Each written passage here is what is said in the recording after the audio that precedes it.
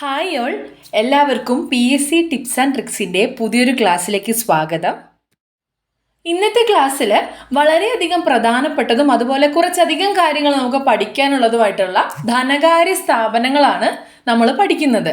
ഇത് സിലബസിൽ തന്നിട്ടുള്ള ധനതത്വശാസ്ത്രം എന്ന ഭാഗത്തിൽ വരുന്നതാണ് ധനകാര്യ സ്ഥാപനങ്ങൾ. ഇതാ ഇവിടെ നോക്കിക്കേ, ധനകാര്യ സ്ഥാപനങ്ങളെ നമ്മൾ രണ്ടായിട്ട് ഭാഗിച്ചിട്ടുണ്ട്. ബാങ്കുകൾ, ബാങ്ക് ഇതര ധനകാര്യ സ്ഥാപനങ്ങൾ എന്ന്. ഇതിൽ ബാങ്കുകളെ പിന്നീടും വാണിജ്യ ബാങ്കുകൾ, സഹകരണ ബാങ്കുകൾ, വികസന ബാങ്കുകൾ, സവിശേഷ ബാങ്കുകൾ എന്നും, അതുപോലെ ബാങ്ക് ഇതര ധനകാര്യ സ്ഥാപനങ്ങളെ ബാങ്കിതര ധനകാര്യ കമ്പനികൾ, മ്യൂച്വൽ ഫണ്ട് സ്ഥാപനങ്ങൾ, ഇൻഷുറൻസ് കമ്പനികൾ എന്നും വിഭജിച്ചിട്ടുണ്ട്. ഇതിൽ ബാങ്കുകൾ എന്ന ഭാഗമാണ് നമ്മൾ ഇന്നത്തെ ക്ലാസ്സിൽ എടുക്കുന്നത്. അത്രയും പ്രധാനപ്പെട്ട പോയിന്റ്സ് മാത്രം ഉൾക്കൊള്ളിച്ചുകൊണ്ടുള്ള ഒരു ക്ലാസ്സാണ്. വളരെ പ്രധാനപ്പെട്ടതാണ്, കുറച്ചധികം ചോദ്യങ്ങൾ കണ്ടിട്ടുള്ളൊരു ഭാഗമാണ്. അപ്പോൾ എല്ലാവരും കൃത്യമായി തന്നെ പഠിക്കുക കേട്ടോ. അപ്പോൾ എന്താണ് ബാങ്കുകൾ? നമുക്കെല്ലാവർക്കും അറിയാവുന്നതാണ്. സാമ്പത്തിക സേവനങ്ങൾ പ്രദാനം ചെയ്യുന്ന ധനകാര്യ സ്ഥാപനങ്ങളാണ് ബാങ്കുകൾ എന്നറിയപ്പെടുന്നത്. RBI തയ്യാറാക്കിയിട്ടുള്ള അല്ലെങ്കിൽ ഭാരതീയ റിസർവ് ബാങ്ക് തയ്യാറാക്കിയിട്ടുള്ള പൊതു നിയമാവലിയുടെയും നിബന്ധനകളുടെയും അടിസ്ഥാനത്തിലാണ് ബാങ്കുകൾ പ്രവർത്തിച്ചു വരുന്നത്. ഇനി ഇന്ത്യയിൽ ഈ ബാങ്കുകളുടെ വളർച്ച എങ്ങനെയൊക്കെയാണെന്ന് നമുക്കറിയണം അല്ലേ? അപ്പോൾ അതിന് മുന്നോടിയായിട്ട് 1970 ആരംഭിച്ച ബാങ്ക് ഓഫ് ഹിന്ദുസ്ഥാനാണ് ഇന്ത്യയിലെ ആധുനിക രീതിയിലുള്ള ബാങ്ക് എന്നറിയപ്പെടുന്നത്. ബാങ്ക് ഓഫ് ഹിന്ദുസ്ഥാനാണ് ഇന്ത്യയിലെ ആധുനിക രീതിയിലുള്ള ആദ്യത്തെ ബാങ്ക്. 1970 ഈ ഒരു ബാങ്ക് വന്നിട്ടുള്ളത്. അപ്പോൾ അന്ന് മുതൽ ഇന്ന് വരെയുള്ള ഒരു ബാങ്കിങ് മേഖലയുടെ വളർച്ച പൊതുവെ 3ആയിട്ടാണ് തരംതിരിക്കുന്നത്. ഇതിൽ ഒന്നാമത്തെ ഘട്ടം എന്ന് പറയുന്നത് 1770 മുതൽ 1969 വരെയുള്ള കാലഘട്ടം, അതായത് ബാങ്ക് ദേശസാൽക്കരണം വരെയുള്ള ഘട്ടത്തെയാണ് ആദ്യ ഘട്ടമായിട്ട് കണക്കാക്കുന്നത്. എന്നാൽ രണ്ടാമത്തെ ഘട്ടം 1969 മുതൽ 1990 വരെയുള്ള കാലഘട്ടമാണ്. ഈ കാലഘട്ടത്തിലാണ് 2 ദേശസാൽക്കരണങ്ങളും നടന്നിട്ടുള്ളത്. അതിനുശേഷം 1991 മുതൽ അങ്ങോട്ടുള്ള കാലഘട്ടത്തെയാണ് 3ആം ഘട്ടമായിട്ട് കണക്കാക്കുന്നത്. അപ്പോൾ കാലഘട്ടം കൃത്യമായിട്ട് മനസ്സിലായല്ലോ. ഇനി ഇത് വിശദമായി പറയുകയാണെങ്കിൽ 1770 മുതൽ 1969 വരെയുള്ള ബാങ്ക് ദേശസാൽക്കരണം വരെയുള്ള കാലഘട്ടമാണ് ആദ്യഘട്ടം നമ്മൾ പറഞ്ഞു. ഈ ഒരു ആദ്യഘട്ടത്തിലാണ് British East India company presidency ബാങ്കുകൾ, 3 പ്രസിഡൻസി ബാങ്കുകൾ സ്ഥാപിക്കുന്നത്. ആ 3 ഏതൊക്കെയാണ്? Bank of Bengal, bank of Bombay, bank of Madras എന്നിവയാണ് ബ്രിട്ടീഷ് ഈസ്റ്റ് ഇന്ത്യ കമ്പനി സ്ഥാപിച്ചിട്ടുള്ള പ്രസിഡൻസി ബാങ്കുകൾ. ആദ്യഘട്ടമായതുകൊണ്ട് തന്നെ ഈ ഒരു കാലഘട്ടത്തിൽ ബാങ്കുകളുടെ പ്രവർത്തനവും അതുപോലെ വളർച്ചയും എല്ലാം സാവധാനത്തിലായിരുന്നു. അപ്പം നമ്മൾ പറഞ്ഞു, ഒന്നാമത്തെ ഘട്ടത്തിൽ British East India company presidency ബാങ്കുകൾ സ്ഥാപിച്ചു. ഒന്നാമത്തെ ഘട്ടം 1770 മുതൽ 1969 വരെയാണ്. ഓക്കെ, ഇനി രണ്ടാം ഘട്ടം 1969 മുതൽ 1990 വരെയുള്ള കാലഘട്ടം. ഈ ഒരു കാലഘട്ടത്തിൽ ബാങ്കുകളുടെ പ്രവർത്തനം കുറച്ചുകൂടി ഒന്ന് വേഗത്തിലായിട്ടുണ്ട്. സാമൂഹിക പുരോഗതി കൂടി ലക്ഷ്യമാക്കിക്കൊണ്ട് ബാങ്കുകൾ പ്രവർത്തിക്കണം എന്നൊരു കാഴ്ചപ്പാട് വന്നതോട് കൂടിയിട്ട് വേഗത കൂടി, അതുപോലെ തന്നെ ബാങ്കുകളുടെ ദേശസാൽക്കരണത്തിലേക്കും നയിച്ച ഒരു കാലഘട്ടമാണ് രണ്ടാമത്തേത്. ബാങ്കുകളുടെ രണ്ടാം ഘട്ടത്തിലാണ് ദേശസാൽക്കരണം നടന്നത് 2 വർഷങ്ങളിലായിട്ട്. ഏതൊക്കെയാണ്? 1969 14 ബാങ്കുകളും 1980 6 ബാങ്കുകളും ദേശസാൽക്കരിച്ചു. ദേശസാൽക്കരിച്ചത് ഏതൊക്കെ വർഷങ്ങളിലാണ്? 1969 14 ബാങ്കുകളും 1980 6 ബാങ്കുകളും. ദേശസാൽക്കരണം വിശദമായി തന്നെ നമ്മൾ പറയും. ഇത് ഒരു ബാക്ക് സ്റ്റോറി ആയിട്ട് പറയുന്നേ ഉള്ളൂ, ഒന്ന് കണക്ട് ചെയ്ത് ഓർത്ത് വെക്കുക കേട്ടോ. ഇനി 3ആം ഘട്ടമാണ്. 1991 മുതലുള്ള 3ആം ഘട്ടത്തിൽ ബാങ്കിങ് മേഖല കുറച്ചുകൂടി അഡ്വാൻസ്ഡ് ആയി. അടിസ്ഥാന ധർമ്മങ്ങൾ നിറവേറ്റുന്നതിനോടൊപ്പം തന്നെ മറ്റ് അനേക സേവനങ്ങൾ നടപ്പിലാക്കിയിട്ട് വേഗത, സമയലാഭം, നടപടിക്രമങ്ങൾ എളുപ്പമാക്കൽ എന്നിവയ്ക്കൊക്കെ സഹായകമാകുന്ന പലതരത്തിലുള്ള പരിഷ്കാരങ്ങളും ബാങ്കുകൾ വരുത്തി. ഉദാഹരണമായിട്ട് ATM, ക്രെഡിറ്റ് കാർഡ് സൗകര്യങ്ങൾ, phone banking, net banking, core banking തുടങ്ങിയ സംവിധാനങ്ങളൊക്കെ ഈ ഒരു 3ആം ഘട്ടത്തിൻ്റെ വികസനത്തിൻ്റെ ഭാഗമായിട്ട് വന്നിട്ടുള്ളതാണ്. അങ്ങനെ ഈ ഒരു ഘട്ടത്തിൽ ലൈസൻസ് ലഭിച്ചിട്ടുള്ള മൂന്നാം ഘട്ടത്തിൽ ലൈസൻസ് ലഭിച്ചിട്ടുള്ള സ്വകാര്യ ബാങ്കുകൾ നൂതന ബാങ്ക് പ്രവർത്തനങ്ങൾ കൂടുതൽ വേഗത്തിൽ നടപ്പിലാക്കുകയുണ്ടായിട്ടുണ്ട്. അപ്പോൾ ഇത്തരത്തിലുള്ള പുതിയ ബാങ്കുകൾ, നൂതന ബാങ്ക് പ്രവർത്തനങ്ങൾ നടത്തുന്ന ബാങ്കുകൾ പുത്തൻ തലമുറ ബാങ്കുകൾ എന്നാണ് അറിയപ്പെടുന്നത്. അപ്പോൾ ഇത്രയും കാര്യങ്ങളാണ് ബാങ്കുകളുടെ വളർച്ചയുമായി ബന്ധപ്പെട്ട് പറയാനുള്ളത്. ഇനി ദേശസാൽക്കരണത്തിൻ്റെ വിശദാംശങ്ങളിലേക്ക് പോവാം. ബാങ്കുകളുടെ വളർച്ചയുടെ ഭാഗമായിട്ട് ദേശസാൽക്കരണം നടത്തിയെന്ന് നമ്മൾ പറഞ്ഞല്ലോ. അപ്പോൾ എന്തിനാണ് ദേശസാൽക്കരണം നടത്തുന്നത്? സാമൂഹിക പുരോഗതി ലക്ഷ്യമാക്കി ബാങ്കുകളുടെ പ്രവർത്തനം ക്രമീകരിക്കുന്നതിന് വേണ്ടിയിട്ടാണ് ബാങ്കുകൾ ദേശസാൽക്കരിക്കുന്നത്. ഇനി ദേശസാൽക്കരണവുമായി ബന്ധപ്പെട്ട ബാങ്ക് ദേശസാൽക്കരണവുമായി ബന്ധപ്പെട്ട PSC ചോദ്യപേപ്പറുകളിൽ റിപ്പീറ്റഡ് ആയിട്ട് കണ്ടിട്ടുള്ള ചോദ്യങ്ങളാണ് ഇവയോരോന്നും. ഇനി പറയാൻ പോകുന്ന ഓരോ പോയിന്റ്സും വളരെയധികം പ്രധാനപ്പെട്ടതാണ്.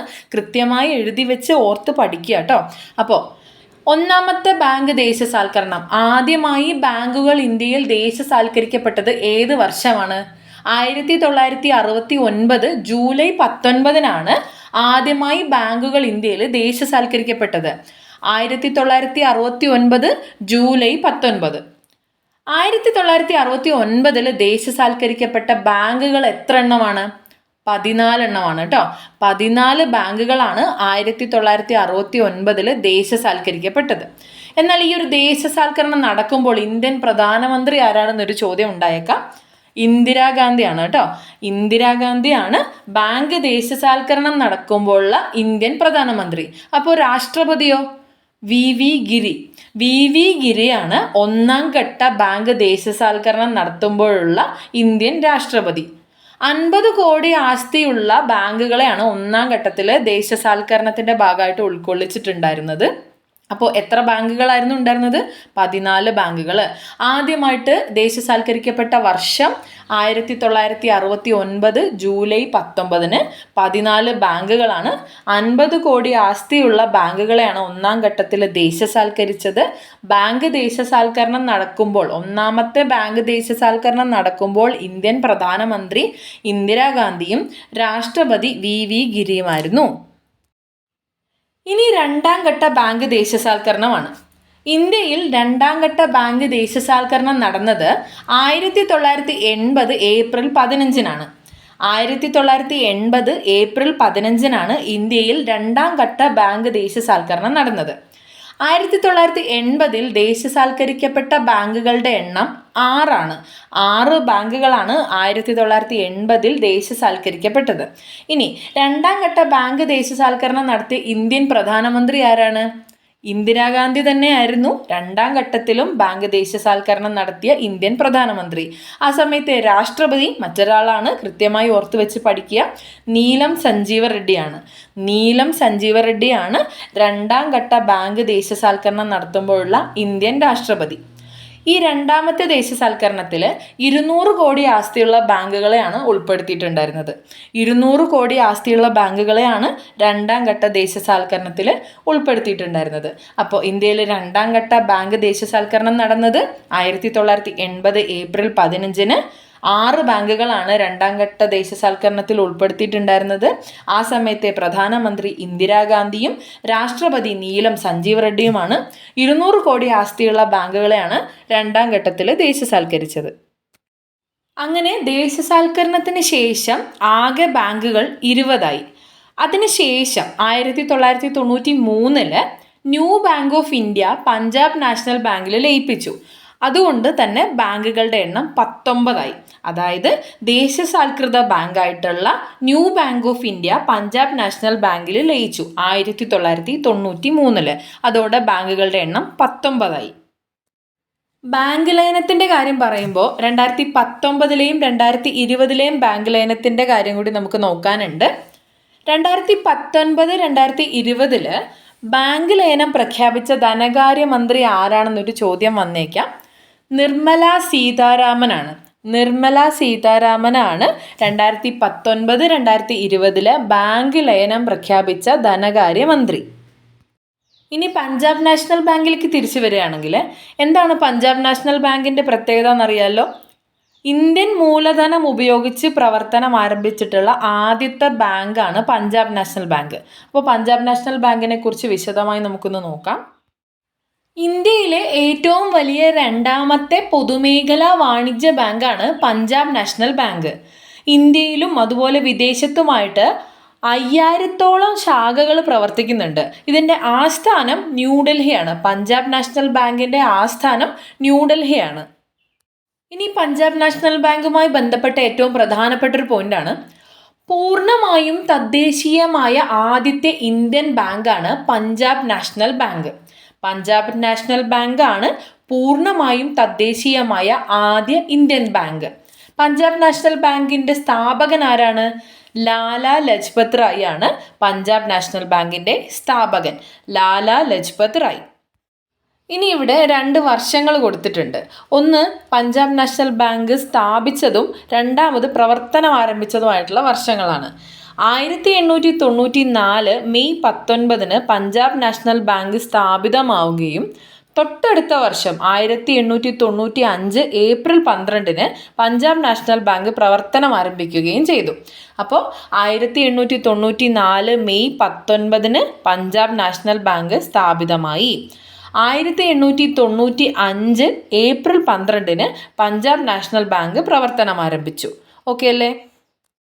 ഇനി നമ്മൾ നേരത്തെ പറഞ്ഞു ഇന്ത്യയിലെ ഏറ്റവും വലിയ രണ്ടാമത്തെ പൊതുമേഖലാ ബാങ്കാണ് പഞ്ചാബ് നാഷണൽ ബാങ്ക് എന്ന്. അതെങ്ങനെയാണ്? 2020 ഏപ്രിൽ 1 ശേഷമുള്ള ബാങ്ക് ലയനത്തോടു കൂടിയിട്ടാണ് പഞ്ചാബ് നാഷണൽ ബാങ്ക് ഇന്ത്യയിലെ ഏറ്റവും വലിയ രണ്ടാമത്തെ പൊതുമേഖലാ ബാങ്ക് ആയത്. അന്ന് ലയിച്ചിട്ടുള്ള ബാങ്കുകൾ ഓറിയന്റൽ ബാങ്ക് ഓഫ് കൊമേഴ്സും യുണൈറ്റഡ് ബാങ്ക് ഓഫ് ഇന്ത്യയുമാണ്. ഈ 2 ബാങ്കുകൾ പഞ്ചാബ് നാഷണൽ ബാങ്കിൽ 2020 നടന്ന ലയനത്തിൽ ചേർന്നു. അടുത്തത്, സ്ഥിര നിക്ഷേപങ്ങൾക്കായിട്ട് പഞ്ചാബ് നാഷണൽ ബാങ്ക് ഒരു പുതിയ പദ്ധതി ആരംഭിച്ചിട്ടുണ്ടായിരുന്നു. അതിൻ്റെ പേരാണ് മഹാ ബച്ചത് സ്കീം. മഹാ ബച്ചത് സ്കീം എന്നത് പഞ്ചാബ് നാഷണൽ ബാങ്ക് സ്ഥിര നിക്ഷേപങ്ങൾക്കായിട്ട് ആരംഭിച്ച ഒരു പുതിയ പദ്ധതിയാണ്. ഇനി ഇന്ത്യയിൽ ആദ്യമായിട്ട് സ്വയം പിരിഞ്ഞുപോകൽ പദ്ധതി അല്ലെങ്കിൽ VRS പദ്ധതി നടപ്പിലാക്കിയ ബാങ്ക് പഞ്ചാബ് നാഷണൽ ബാങ്ക് ആണ്. VRS പോലെ വോളണ്ടറി റിട്ടയർമെൻറ്റ് സ്കീം പോലെ തന്നെ പഞ്ചാബ് നാഷണൽ ബാങ്ക് ആരംഭിച്ച മറ്റൊന്നാണ് പ്രിവെൻറ്റീവ് വിജിലൻസ് പോർട്ടൽ. 2019 സെപ്റ്റംബറിലാണ് preventive vigilance portal Punjab national bank ആരംഭിച്ചത്. അപ്പോൾ നമ്മൾ പഞ്ചാബ് നാഷണൽ ബാങ്കുമായി ബന്ധപ്പെട്ട് കുറച്ചധികം കാര്യങ്ങൾ പറഞ്ഞു. അവ എന്തൊക്കെയാണെന്ന് നമുക്കൊന്ന് കൺസോളിഡേറ്റ് ചെയ്യാം. പഞ്ചാബ് നാഷണൽ ബാങ്ക് പൂർണ്ണമായും തദ്ദേശീയമായ ആദ്യ ഇന്ത്യൻ ബാങ്ക് എന്നറിയപ്പെടുന്നത് പഞ്ചാബ് നാഷണൽ ബാങ്കാണ്.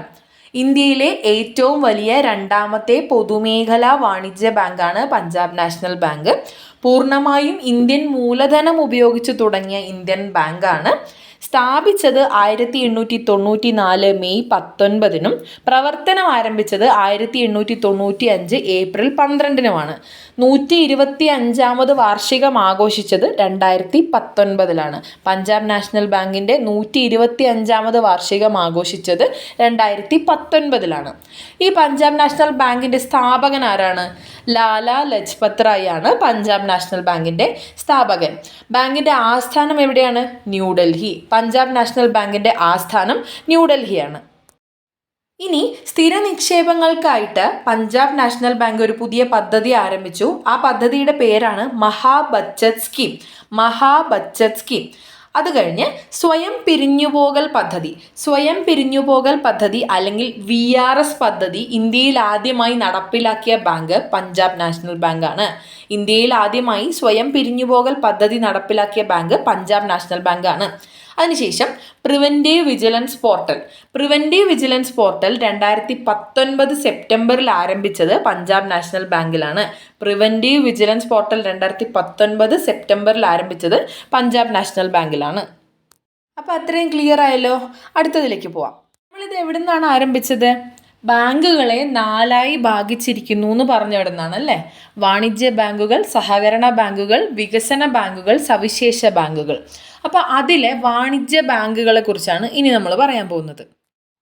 ബാങ്കിംഗ് മേഖലയിൽ പഴക്കം ചെന്നതും ധാരാളം ശാഖകളുള്ളതുമായിട്ടുള്ള സംവിധാനമാണ് വാണിജ്യ ബാങ്കുകൾ അല്ലെങ്കിൽ കൊമേഴ്ഷ്യൽ ബാങ്ക്സ് എന്ന് പറയുന്നത്.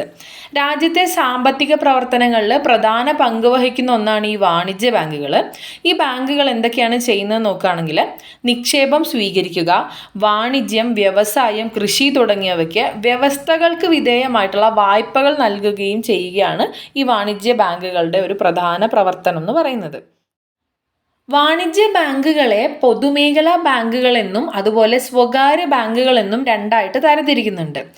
ഇതിൽ സ്വകാര്യ ബാങ്കുകളെ പിന്നീട് സ്വകാര്യ ഇന്ത്യൻ ബാങ്കുകളെന്നും സ്വകാര്യ വിദേശ ബാങ്കുകളെന്നും കൂടി രണ്ടായിട്ട് ഭാഗിക്കുന്നുണ്ട്.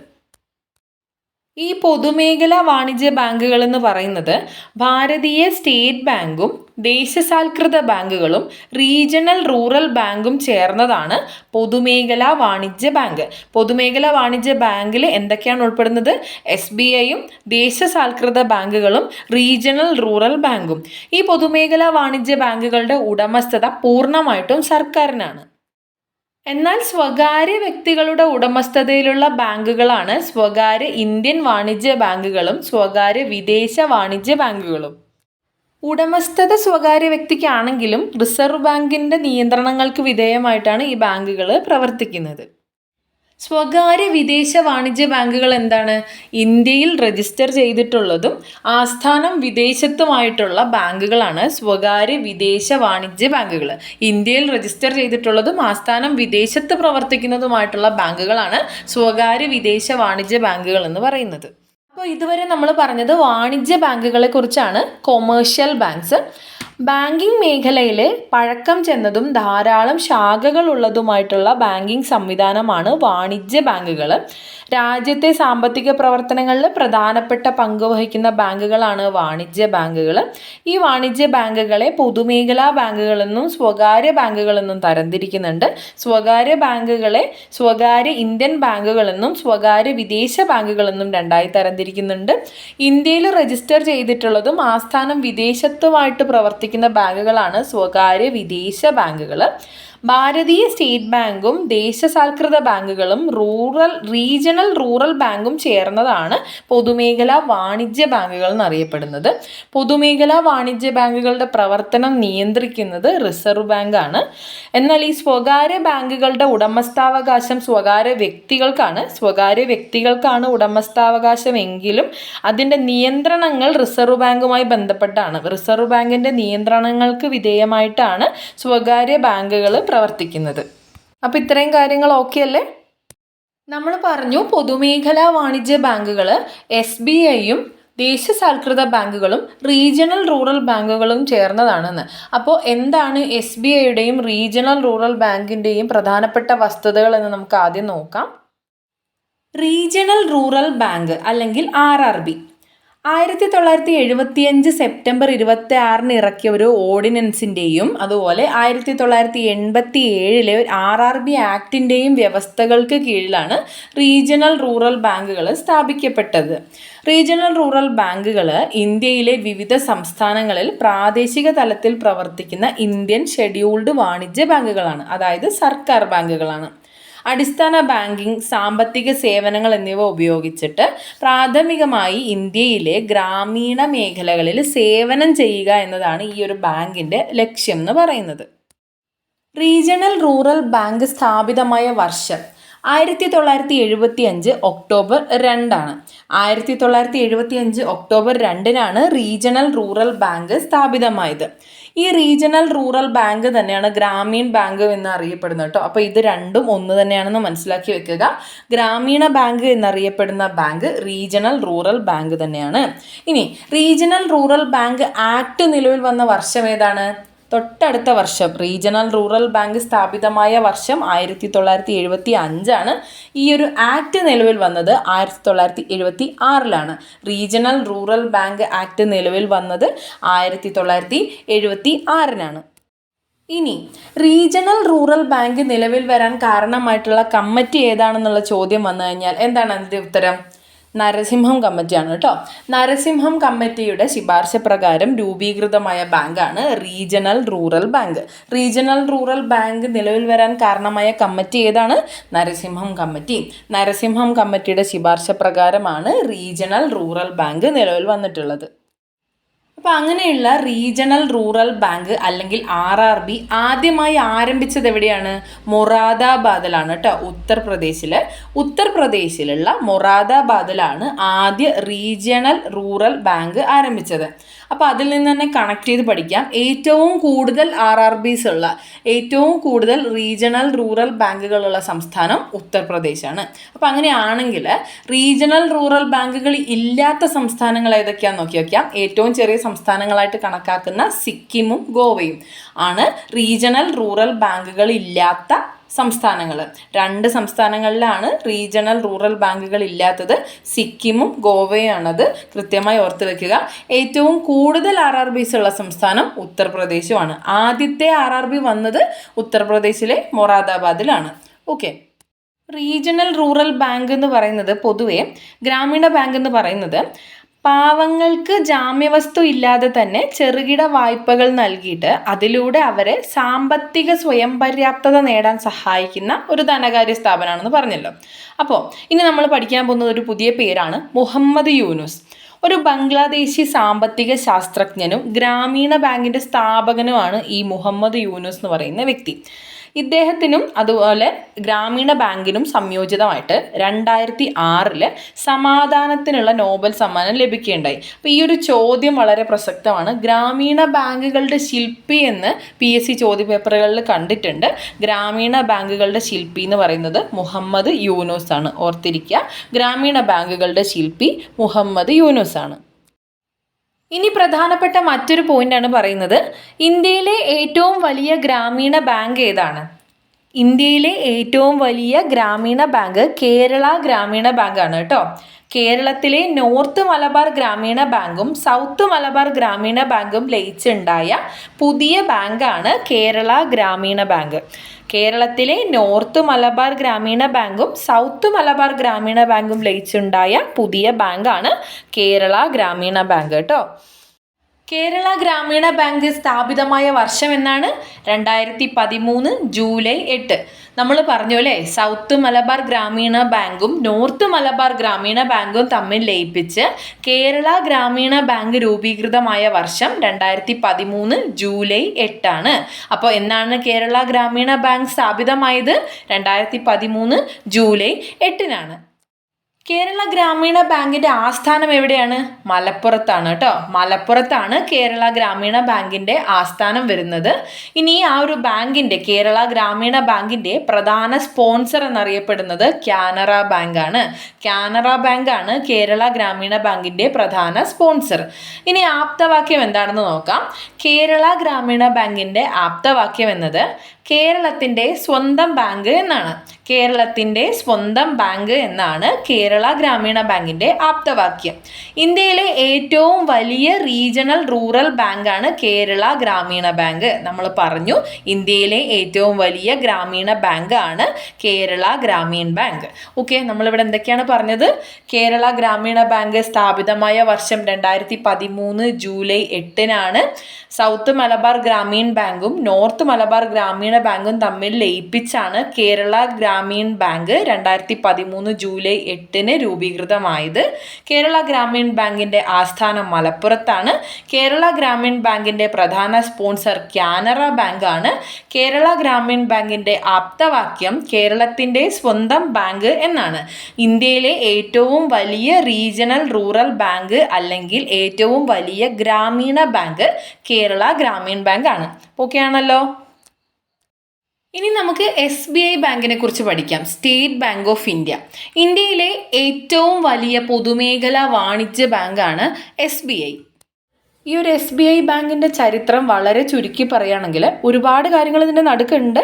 വളരെ ചുരുക്കി നമുക്ക് മനസ്സിലാവാൻ പാകത്തിന് പറയുകയാണെങ്കിൽ, ബ്രിട്ടീഷ് ഈസ്റ്റ് ഇന്ത്യ കമ്പനി സ്ഥാപിച്ച പ്രസിഡൻസി ബാങ്കുകൾ നമ്മൾ പറഞ്ഞില്ലേ, bank of Bengal, bank of Bombay, bank of Madras. ഈ 3 ബാങ്കുകളും സംയോജിക്കപ്പെട്ടിട്ടുണ്ടായിരുന്നു.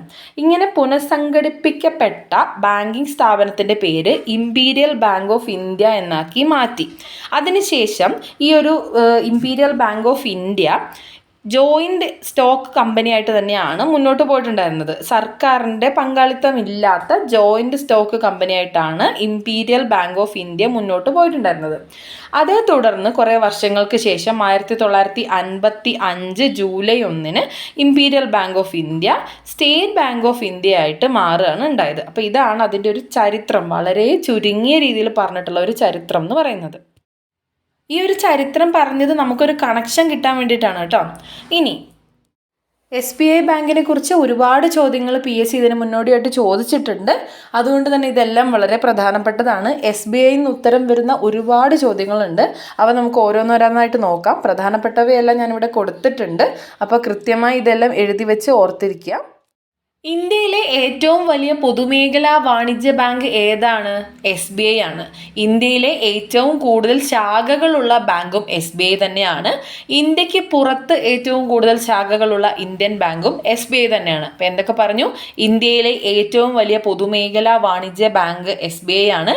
ഇന്ത്യയിൽ ഏറ്റവും കൂടുതൽ ശാഖകളുള്ള ബാങ്കും SBI ആണ്. ഇന്ത്യക്ക് പുറത്ത് ഏറ്റവും കൂടുതൽ ശാഖകളുള്ള ഇന്ത്യൻ ബാങ്കും SBI തന്നെയാണ്. ഇനി ഇസ്രായേലിൽ ശാഖ ആരംഭിച്ച ആദ്യ ഇന്ത്യൻ ബാങ്ക് SBI ആണ്. ഓസ്ട്രേലിയയിലെ വിക്ടോറിയയിൽ ബ്രാഞ്ച് ആരംഭിച്ച ആദ്യ ഇന്ത്യൻ ബാങ്കും SBI ആണ്. കൂടാതെ ചൈനയുടെ ദേശീയ നൂതന പേയ്മെന്റ് സംവിധാനവുമായിട്ട് ലിങ്ക് ചെയ്ത ആദ്യ ഇന്ത്യൻ ബാങ്കും SBI തന്നെയാണ്. ഓക്കെ, എന്തൊക്കെയാ പറഞ്ഞത്? ഇസ്രായേലിൽ ശാഖ ആരംഭിച്ചു, ഓസ്ട്രേലിയയിലെ വിക്ടോറിയയിൽ ബ്രാഞ്ച് ആരംഭിച്ചു, ചൈനയുടെ ദേശീയ നൂതന പേയ്മെന്റ് സംവിധാനവുമായി ലിങ്ക് ചെയ്ത ആദ്യ ഇന്ത്യൻ ബാങ്കും SBI തന്നെയാണ്. ഇപ്പൊ ഇതുവരെ പറഞ്ഞ എല്ലാ ചോദ്യങ്ങളുടെയും ഉത്തരം SBI തന്നെയാണ്. അടുത്തത്, 70 വയസ്സ് കഴിഞ്ഞ പൗരന്മാർക്കും ഭിന്നശേഷിക്കാർക്കും വേണ്ടി ഡോർ സ്റ്റെപ്പ് ബാങ്കിങ് സർവീസ് ആരംഭിച്ചതും SBI ആണ്. ഇലക്ട്രിക് വാഹനങ്ങൾ വാങ്ങുന്നതിനായിട്ട് ഇന്ത്യയിൽ ആദ്യമായി ഗ്രീൻ കാർ ലോൺ ആരംഭിച്ചത് SBI ആണ്. ആസാദി കാ അമൃത് മഹോത്സവത്തിന്റെ ഭാഗമായി മഹോത്സവ് ഡിപ്പോസിറ്റ് ആരംഭിച്ചതും SBI ആണ്.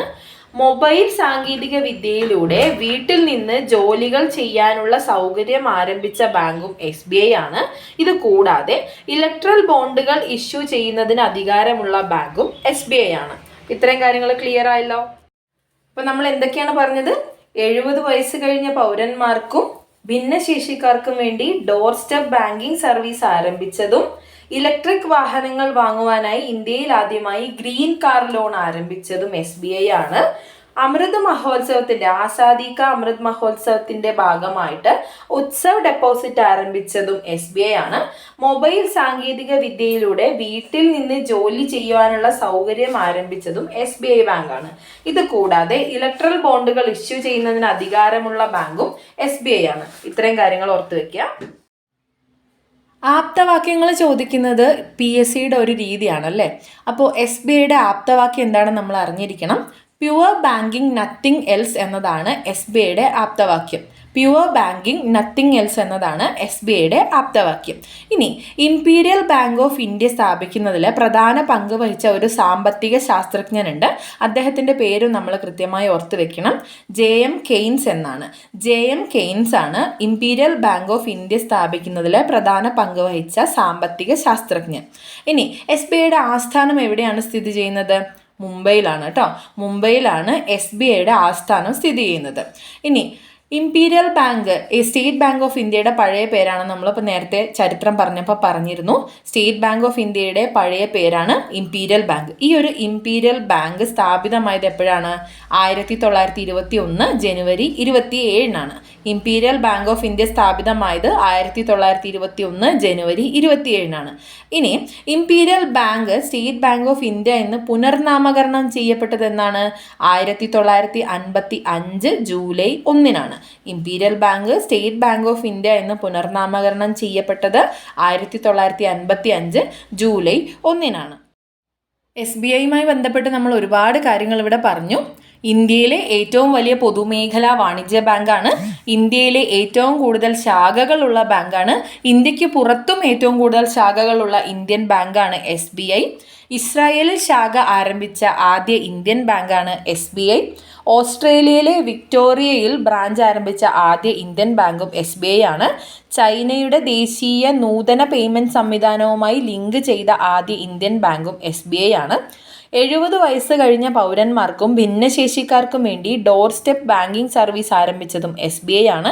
ഇലക്ട്രിക് വാഹനങ്ങൾ വാങ്ങുവാനായിട്ട് ഇന്ത്യയിൽ ആദ്യമായി ഗ്രീൻ കാർ ലോൺ ആരംഭിച്ചത് SBI ആണ്. ആസാദി കാ അമൃത് മഹോത്സവിൻ്റെ ഭാഗമായിട്ട് ഉത്സവ് ഡെപ്പോസിറ്റ് ആരംഭിച്ച ബാങ്ക് SBI ആണ്. മൊബൈൽ സാങ്കേതിക വിദ്യയിലൂടെ വീട്ടിലിരുന്ന് ജോലികൾ ചെയ്യുന്നതിനുള്ള സൗകര്യങ്ങൾ ആരംഭിച്ച ബാങ്കും SBI ആണ്.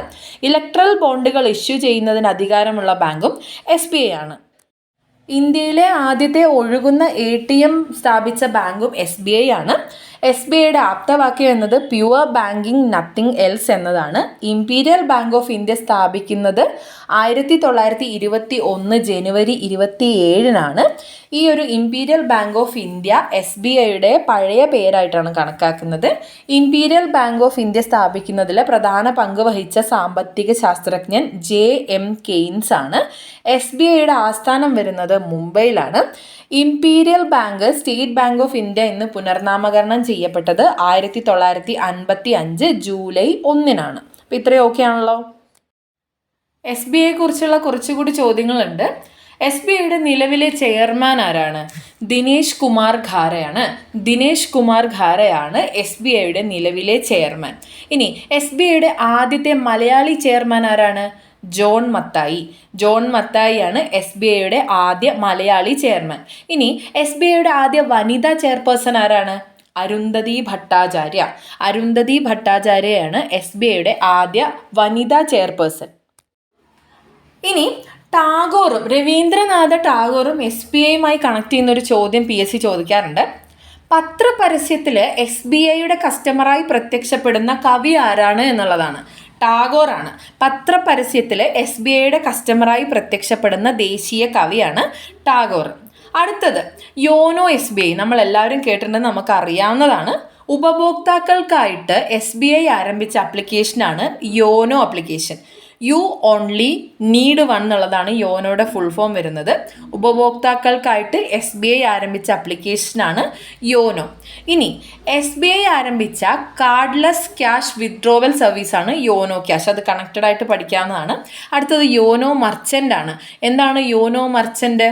യോനോ മർച്ചൻ്റ് ആപ്പ് എന്നുള്ളത് കച്ചവടക്കാർക്ക് കുറഞ്ഞ ചെലവിൽ അടിസ്ഥാന സൗകര്യങ്ങൾ ഒരുക്കുന്നതിനായിട്ട് SBI പുറത്തിറക്കിയ ആപ്ലിക്കേഷനാണ് YONO merchant app. YONO merchant app എന്താണെന്ന് മനസ്സിലായല്ലോ. കച്ചവടക്കാർക്ക് വേണ്ടിയിട്ട് കുറഞ്ഞ ചെലവിൽ ഡിജിറ്റൽ പേയ്മെൻറ്റ് ചെയ്യുന്നതിനായിട്ട് SBI പുറത്തിറക്കിയ ആപ്ലിക്കേഷനാണ് യോനോ മർച്ചൻ്റ് ആപ്പ്. അപ്പോൾ ഇത്രയും ക്ലിയർ ആണല്ലോ. SBIയുടെ നിലവിലെ ചെയർമാൻ ആരാണ്? ദിനേശ് കുമാർ ഖാരയാണ്. SBIയുടെ ആദ്യ മലയാളി ചെയർമാൻ ആരാണ്? ജോൺ മത്തായി ആണ്. SBIയുടെ ആദ്യ വനിതാ ചെയർപേഴ്സൺ ആരാണ്? അരുന്ധതി ഭട്ടാചാര്യ. പത്രപരസ്യത്തിൽ SBIയുടെ കസ്റ്റമറായി പ്രത്യക്ഷപ്പെടുന്ന ദേശീയ കവി ടാഗോറാണ്. ഉപഭോക്താക്കൾക്കായിട്ട് SBI ആരംഭിച്ച ആപ്ലിക്കേഷനാണ് യോനോ ആപ്ലിക്കേഷൻ. SBI ആരംഭിച്ച കാർഡ്ലെസ് ക്യാഷ് വിത്ഡ്രോവൽ സർവീസാണ് യോനോ ക്യാഷ്. ഇനി കച്ചവടക്കാർക്ക് കുറഞ്ഞ ചെലവിൽ ഡിജിറ്റൽ പേയ്മെൻറ്റ് അടിസ്ഥാന സൗകര്യങ്ങൾ ഒരുക്കുന്നതിനായിട്ട് SBI പുറത്തിറക്കിയ ആപ്ലിക്കേഷനാണ് യോനോ മർച്ചൻ്റ് ആപ്പ്. ഇത്രയും ഓക്കെ അല്ലേ? അങ്ങനെ നമ്മൾ ബാങ്കുകളിൽ പറഞ്ഞിട്ടുള്ള വാണിജ്യ ബാങ്കുകൾ പൂർത്തിയാക്കിയിട്ടുണ്ട്. അടുത്തത് സഹകരണ ബാങ്കുകളാണ്. സഹകരണ ബാങ്കുകൾ അല്ലെങ്കിൽ കോഓപ്പറേറ്റീവ് ബാങ്ക്സ് സഹകരണ സംഘങ്ങളുടെ ഉടമസ്ഥതയിലുള്ളതും ലാഭാധിഷ്ഠിത സ്ഥാപനങ്ങളല്ലാത്തതുമായ ബാങ്കുകൾ അറിയപ്പെടുന്ന പേരാണ് സഹകരണ ബാങ്കുകൾ അല്ലെങ്കിൽ കോഓപ്പറേറ്റീവ് ബാങ്ക്സ്. സഹകരണം, സ്വയം സഹായം, പരസ്പര സഹായം എന്നതാണ് സഹകരണ ബാങ്കുകളുടെ പ്രവർത്തന തത്വമായിട്ട് പറയുന്നത്. എന്തൊക്കെയാണ്? സഹകരണം, സ്വയം സഹായം, പരസ്പര സഹായം എന്നതാണ് സഹകരണ ബാങ്കുകളുടെ പ്രവർത്തന തത്വം. സാധാരണക്കാർക്ക്, പ്രത്യേകിച്ച് ഗ്രാമീണർക്ക് സാമ്പത്തിക സഹായം നൽകുക എന്നതാണ് ഈ ഒരു സഹകരണ ബാങ്കിൻ്റെ പ്രധാന ലക്ഷ്യമായിട്ട് പറയുന്നത്. കൃഷിക്കാർ, കൈത്തൊഴിലുകാർ, ചെറുകിട വ്യവസായികൾ തുടങ്ങിയവരാണ് സഹകരണ ബാങ്കിൽ നിന്ന് കൂടുതൽ സേവനങ്ങൾ ഉപയോഗപ്പെടുത്തുന്നത്. അങ്ങനെയാണെങ്കിൽ എന്താണ് ഈ ഒരു സഹകരണ ബാങ്കിൻ്റെ പ്രധാന ഉദ്ദേശങ്ങൾ നമുക്ക് നോക്കാം. ജനങ്ങൾക്ക് വായ്പ നൽകുക, സ്വകാര്യ പണമിടപാട് നടത്തുന്ന വ്യക്തികളിൽ നിന്ന് ഗ്രാമീണരെ രക്ഷിക്കുക, അതേ തുടർന്ന് ജനങ്ങളിൽ സമ്പാദ്യശീലം വളർത്തുക എന്നിവയൊക്കെയാണ് സഹകരണ ബാങ്കുകളുടെ ലക്ഷ്യമായിട്ട് പറയുന്നത്. എന്തൊക്കെയാണ് സഹകരണ ബാങ്കിൻ്റെ ലക്ഷ്യം പറയുന്നത്? സഹകരണ ബാങ്കിൻ്റെ പ്രധാന ഉദ്ദേശങ്ങൾ: ജനങ്ങൾക്ക് വായ്പ നൽകുക, സ്വകാര്യ പണമിടപാട് നടത്തുന്ന വ്യക്തികളിൽ നിന്ന് ഗ്രാമീണരെ രക്ഷിക്കുക, ജനങ്ങളിൽ സമ്പാദ്യശീലം വളർത്തുക. ഇനി സഹകരണ പ്രസ്ഥാനത്തിൻ്റെ ജന്മനാട് എവിടെയാണ്? ഇംഗ്ലണ്ടാണ്. ഇംഗ്ലണ്ടാണ് സഹകരണ പ്രസ്ഥാനത്തിൻ്റെ ജന്മനാട് എന്ന് പറയുന്നത്. ഇനി സഹകരണ പ്രസ്ഥാനത്തിൻ്റെ പിതാവ് എന്നറിയപ്പെടുന്നത് ആരാണ്? റോബർട്ട് ഓവൻ ആണ് സഹകരണ പ്രസ്ഥാനത്തിൻ്റെ പിതാവായിട്ട് അറിയപ്പെടുന്നത്. ഇന്ത്യൻ സഹകരണ പ്രസ്ഥാനത്തിൻ്റെ പിതാവ് എന്നത് മറ്റൊരു ചോദ്യമാണ്. ഫെഡറിക് നിക്കോൾസൺ ആണ് ഇന്ത്യൻ സഹകരണ പ്രസ്ഥാനത്തിൻ്റെ പിതാവ് എന്നറിയപ്പെടുന്നത് കേട്ടോ. സഹകരണ പ്രസ്ഥാനത്തിൻ്റെ ജന്മനാട് എവിടെയാണ്? ഇംഗ്ലണ്ട്. സഹകരണ പ്രസ്ഥാനത്തിൻ്റെ പിതാവ് റോബർട്ട് ഓവനാണ്. ഇന്ത്യൻ സഹകരണ പ്രസ്ഥാനത്തിൻ്റെ പിതാവ് ഫെഡറിക് നിക്കോൾസണുമാണ്. അപ്പോൾ ഇതിൻ്റെ കൂടെ തന്നെ ചേർത്ത് പഠിക്കുക കേട്ടോ. പൊതുവെ ഈ സഹകരണ ബാങ്കുകളെ 3 വിവിധ തലങ്ങളായിട്ടാണ് കണക്കാക്കുന്നത്. ഒന്നാമതായിട്ട് സംസ്ഥാന സഹകരണ ബാങ്ക്, രണ്ടാമത് ജില്ലാ സഹകരണ ബാങ്ക്, മൂന്നാമത് പ്രാഥമിക സഹകരണ ബാങ്കുകൾ. സംസ്ഥാന സഹകരണ ബാങ്ക് സംസ്ഥാനത്തെ സഹകരണ രംഗത്തെ ഉയർന്ന ഘടകമായിട്ടാണ് കണക്കാക്കുന്നത്. ജില്ലാ സഹകരണ ബാങ്കുകൾക്കും പ്രാഥമിക സഹകരണ ബാങ്കുകൾക്കും സാമ്പത്തിക സഹായം നൽകുക എന്നതാണ് ഈ ഒരു സംസ്ഥാന സഹകരണ ബാങ്കിൻ്റെ പ്രധാന ലക്ഷ്യം. ഇനി ജില്ലയിലെ വിവിധ കേന്ദ്രങ്ങളിൽ പ്രവർത്തിക്കുന്ന ജില്ലാ സഹകരണ ബാങ്കുകളാണ് പ്രാഥമിക സഹകരണ ബാങ്കുകൾക്ക് സഹായവും ഉപദേശവും എത്തിക്കുന്നത്. ജില്ലാ സഹകരണ ബാങ്കുകളാണ് പ്രാഥമിക സഹകരണ ബാങ്കുകൾക്ക് സഹായവും ഉപദേശവും എത്തിക്കുന്നത്. ലാസ്റ്റ് പറയുന്നത് പ്രാഥമിക സഹകരണ ബാങ്കുകളാണ്. പ്രാഥമിക സഹകരണ ബാങ്കുകൾ ഗ്രാമങ്ങളിൽ പ്രവർത്തിക്കുന്നവയാണ്. ഗ്രാമീണരുടെ സമ്പാദ്യശീലം പ്രോത്സാഹിപ്പിക്കുകയും ഗ്രാമീണർക്ക് കുറഞ്ഞ പലിശ നിരക്കിൽ വായ്പ നൽകുകയും ചെയ്യുന്നതാണ് ഈ ഒരു പ്രാഥമിക സഹകരണ ബാങ്കിൻ്റെ ലക്ഷ്യം എന്ന് പറയുന്നത്. അപ്പോൾ 3 വ്യക്തമായല്ലോ. സംസ്ഥാന സഹകരണ ബാങ്ക്, ജില്ലാ സഹകരണ ബാങ്ക്, പ്രാഥമിക സഹകരണ ബാങ്ക് എന്നിങ്ങനെയാണ് സഹകരണ ബാങ്കുകളുടെ വിവിധ തലങ്ങൾ എന്ന് പറയുന്നത്. സംസ്ഥാന സഹകരണ ബാങ്ക് ജില്ലാ സഹകരണ ബാങ്കുകൾക്കും പ്രാഥമിക സഹകരണ ബാങ്കുകൾക്കും സാമ്പത്തിക സഹായം നൽകുന്നു. ഇനി ജില്ലാ സഹകരണ ബാങ്കുകൾ ജില്ലയിലെ വിവിധ കേന്ദ്രങ്ങളിൽ പ്രവർത്തിക്കുന്നു. അതുപോലെ പ്രാഥമിക സഹകരണ ബാങ്കുകൾക്ക് സഹായവും ഉപദേശവും നൽകുന്നു. മൂന്നാമതായിട്ട് പ്രാഥമിക സഹകരണ ബാങ്കുകളാണ് ഗ്രാമങ്ങളിൽ പ്രവർത്തിക്കുന്നു. ഗ്രാമീണരുടെ സമ്പാദ്യശീലം പ്രോത്സാഹിപ്പിക്കുകയും ഗ്രാമീണർക്ക് കുറഞ്ഞ പലിശ നിരക്കിൽ വായ്പ നൽകുകയും ചെയ്യുന്നു. ഇത്രയും വ്യക്തമായല്ലോ. ഇനി നമുക്ക് പഠിക്കാനുള്ളത് കേരള ബാങ്കിനെ കുറിച്ചാണ്. കേരള ബാങ്ക് കേരളത്തിലെ പ്രധാനപ്പെട്ട ധനകാര്യ സ്ഥാപനങ്ങളിൽ ഒന്നാണ്.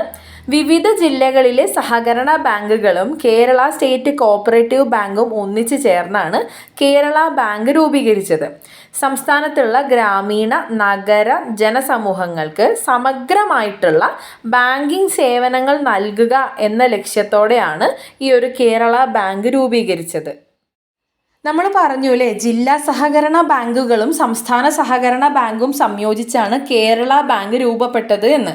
എന്നാൽ ഇത് രൂപപ്പെടുന്ന സമയത്ത് കേരളത്തിലെ 13 ജില്ലാ സഹകരണ ബാങ്കുകളും സംസ്ഥാന സഹകരണ ബാങ്കുമാണ് സംയോജിച്ചിട്ടുണ്ടായിരുന്നത്. എന്നാൽ 2021 നവംബർ 3 മലപ്പുറം ജില്ലയെ കൂടെ 14ാമതുള്ള ജില്ലയായിട്ടുള്ള മലപ്പുറം ജില്ലയെ കൂടെ ഈ ഒരു കേരള ബാങ്കിലേക്ക് ഉൾപ്പെടുത്തിയിട്ടുണ്ട്. അപ്പോൾ നമ്മൾ എന്താണ് പറഞ്ഞത്? കേരളത്തിലെ 14 ജില്ലാ സഹകരണ ബാങ്കുകളും ഇപ്പോൾ കേരള ബാങ്കിൻ്റെ ഭാഗമായിട്ടുണ്ട്. മലപ്പുറം ജില്ലാ സഹകരണ ബാങ്കിനെ കേരള ബാങ്കിലേക്ക് ലയിപ്പിക്കുന്നതിനുള്ള നിയമ ഭേദഗതി ബില്ല് കേരള നിയമസഭ പാസ്സാക്കിയത് 2021 നവംബർ 3 അത് ഇതിൻ്റെ കൂടെ ഓർത്ത് വെക്കുക. മലപ്പുറം ജില്ല ആദ്യം ഉൾപ്പെട്ടിട്ടുണ്ടായിരുന്നില്ല കേരള ബാങ്കിൽ. 2021 നവംബർ 3 മലപ്പുറം ജില്ലയെ സഹകരണ ബാങ്കിൻ്റെ ഭാഗമായി ഉൾപ്പെടുത്തുന്നതിനായിട്ടുള്ള നിയമ ഭേദഗതി ബില്ല് കേരള നിയമസഭ പാസ്സാക്കിയിട്ടുള്ളത് കേട്ടോ. മലപ്പുറം ജില്ലാ സഹകരണ ബാങ്കിനെ കേരള ബാങ്കിലേക്ക് ലയിപ്പിക്കുന്നതിനുള്ള നിയമ ഭേദഗതി ബില്ല് കേരള നിയമസഭ പാസ്സാക്കിയത് 2021 നവംബർ 3 ഓക്കെ ആണല്ലോ. ഇനി എന്നാണ് കേരള ബാങ്ക് രൂപം കൊണ്ടത്? 2019 നവംബർ 29-നാണ്. 2019 നവംബർ 29-ന് കേരള സ്റ്റേറ്റ് കോഓപ്പറേറ്റീവ് ബാങ്കും 13 ജില്ലാ സഹകരണ ബാങ്കുകളും ചേർന്ന് കേരള ബാങ്ക് എന്ന പേരിൽ പ്രവർത്തനം ആരംഭിച്ചു.